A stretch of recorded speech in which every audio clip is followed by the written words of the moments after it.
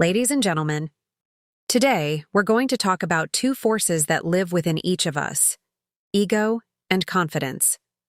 Both can drive us forward, but only one leads to lasting success, peace, and purpose. The other? It leads to frustration, isolation, and emptiness.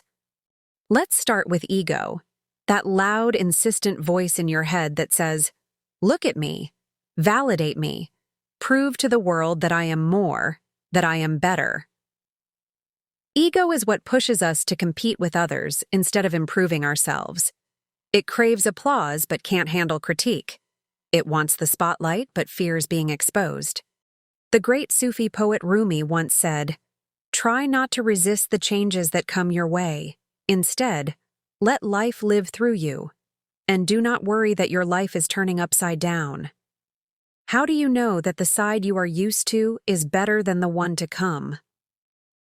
Ego resists change because it fears losing its fragile sense of identity. Now let's look at confidence. Confidence doesn't shout, it simply is. Confidence doesn't seek validation, it creates value.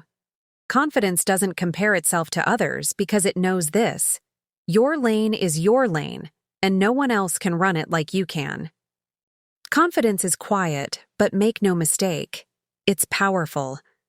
It allows you to stand tall, even in failure, because you know the fall is just part of the journey. It doesn't fear mistakes, it learns from them. Confidence isn't afraid to say, "I don't know," because it trusts that growth will come through humility. The ancient Chinese philosopher Lao Tzu teaches us, "He who knows others is wise, he who knows himself is enlightened." Confidence is born from self-awareness. When you know who you are and who you're not, what you stand for, and what you won't tolerate. Ego versus confidence on the path to success. On the path to success, ego will fool you. It'll have you chasing titles, possessions, and fleeting applause, believing that these things will complete you. But the moment those things are gone, so is your sense of worth. Confidence, on the other hand, gives you a solid foundation. It's the quiet belief that success is not about what you acquire, but about who you become. It's not about being better than others, but about being better than you were yesterday. As the African proverb says, "If you want to go fast, go alone. If you want to go far, go together." Ego isolates, confidence connects. Ego says, "I did this all by myself."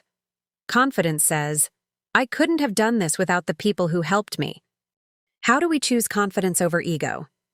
First, we have to do the hard work of self-reflection. Ask yourself, why am I pursuing this goal? Is it to prove something to others or to fulfill a deeper calling within me? Second, we must embrace humility.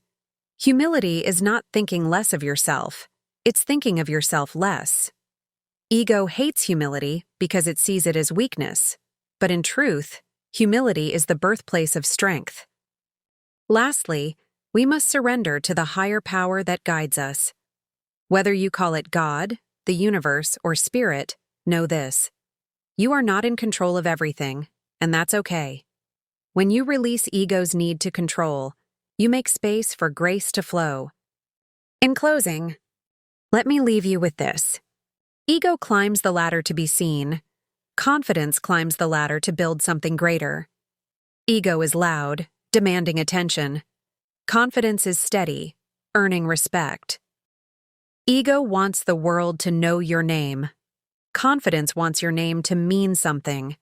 So I challenge you, leave ego behind. Step into confidence. Stand tall, not because you're better than anyone else, but because you are walking in alignment with your purpose.